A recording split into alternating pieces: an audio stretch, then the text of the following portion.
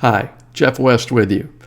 In our video series, I've been taking you through the step-by-step process that Burg and I share in our sales parable, Streetwise to Saleswise, become objection-proof and beat the sales blues.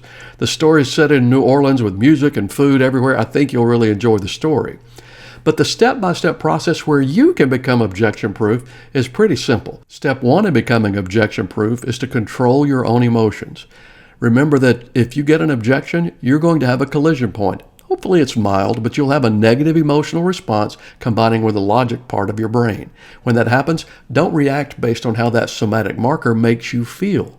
Instead, control your own emotions and move to the next step. Step two is to empathize.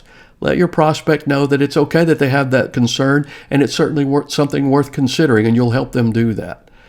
The next step, step three, was to dig a little deeper.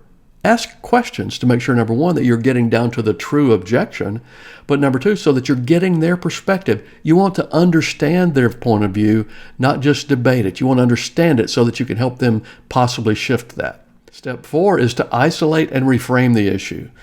When you isolate the issue, you simply ask them, other than this, do you see any other reason we wouldn't be able to move forward? You want to make sure if there are other concerns that you get them out on the table. Then reframe the issue. And when you do, remember what we talked about on the last video about giving them a back door, giving them an out. Say something like, though I've been fortunate to help many clients with this exact situation, I realize this may or may not be the right solution for you, and that's okay. Oddly enough, the more of a back door or the more of an out that you give them, the less likely they are to take it. Then shift their perspective, reframe the issue. They're looking at the world through this window that's focused on what they think might be a problem.